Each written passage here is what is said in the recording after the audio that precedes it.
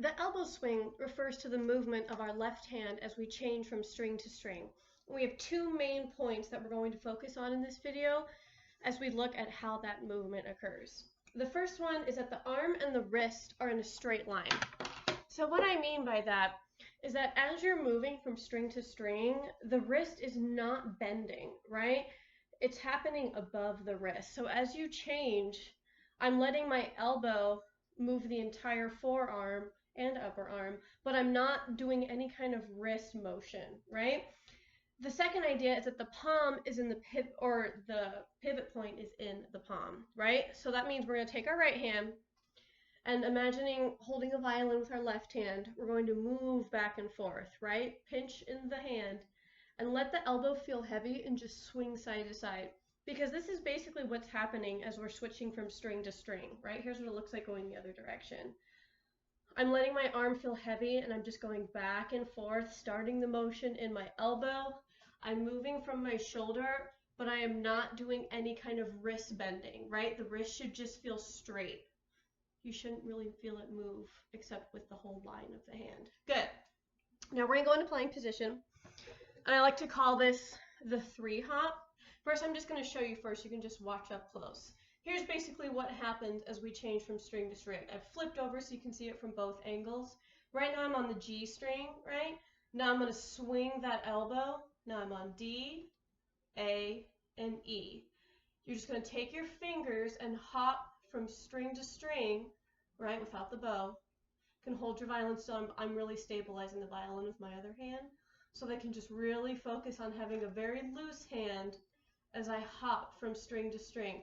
Notice as I do this, right, all the fingers are moving together as I just gently go back and forth.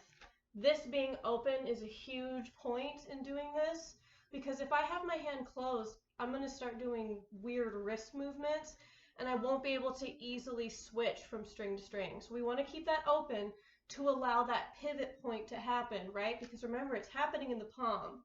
You're just gently resting with the thumb and the side of the hand right here as the elbow swings. Try that. Just keep going back and forth. Stabilize your violin with the other hand. I'm going to switch. You can see it from this side now. And I want you to just go back and forth. Good. Now let's do that 3-hop from this side. D, A, E, E, A, D, G. You should make sure that all your fingers are round and that you're bending all of the knuckles. We don't want any flat fingers. Let's start on E this time. So now I'm starting with the elbow underneath the violin. Ready, and E, A, D, G, G, D, A, E. Good, now we're going to add the bow. Check your bow hand, make sure it's nice and loose and relaxed. We're going to start on E string, 3 fingers down, right? 1, 2, 4 bows on E.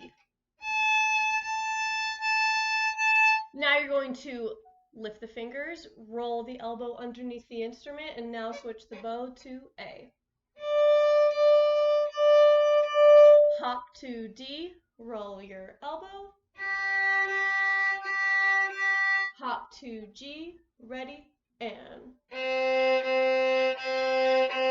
Now I'm going to switch sides. We're going to do the same exercise, except we're going to start on G string this time. Go into playing position, set 3 on G, right? When you look at it, that means it's going to be, you're going to be able to see it underneath the violin from right here. Starting with 3 on G, 4 bows. Roll the elbow under, switch to D. Roll A string, ready, and. Hop to E, ready, go. Good, now the last angle I'm going to do this exercise from is head on like this. Let's start back on E again. 1, 2, 3, 4. Roll, ready, and. 1, 2, 3, 4. Ready to G, go. Now we're just going to do 2 bows on each, and I'm going to speed up in between. I'm not going to have that long whole note pause in between anymore. 2 bows on each, change a little faster. Start Start on G. Here we go. Ready? And. One more time. Ready, go.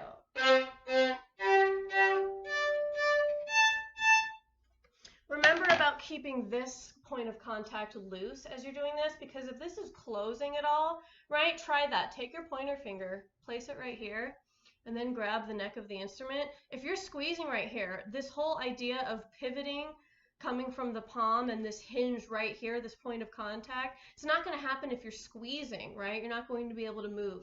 So as you touch right here, it's just got to be really gentle and relaxed. You can always do the exercise where you drop your hand to your side, really just shake it out and relax.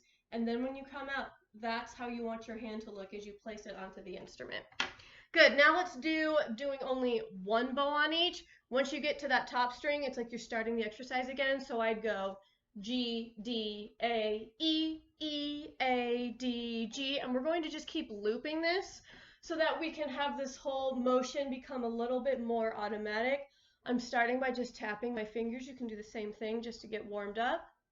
Tapping, making sure you're rolling and relaxed. I'm going to zoom in right up to here so you can see it really close up. Here's my E, E, A, D, G, G, D, A, E. Right? I'm going to go from this side so you can see that opening right here, because that's really one of the biggest points of this. Ready, and E, A, D, G, G, D, A, E.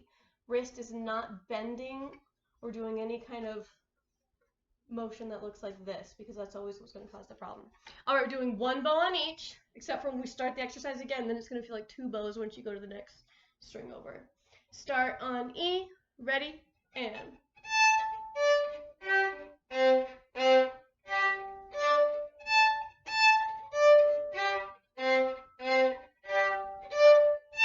Going to the front, start on E.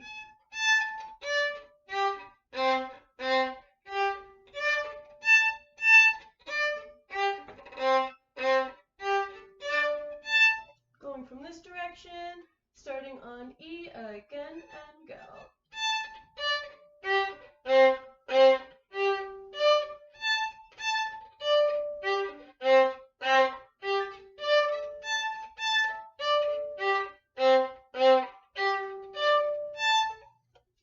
Good. Remember, keep this hand relaxed.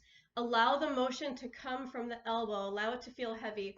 You can also try the idea of hanging like a purse or a bag on your arm as you do this to let that weight really come from the bottom and have gravity help you with this, right? Otherwise, just keep thinking straight wrist, gently making contact with the violin between the thumb and the side of your palm, and letting the fingers stay round, because when we're successful with this exercise, the fingers will always be round and land on the fingertips. Whenever we have issues with this left hand swing, then we're going to have tension, we're going to have gripping, we won't be able to do vibrato, right? Because it's all about that loose, flexible movement.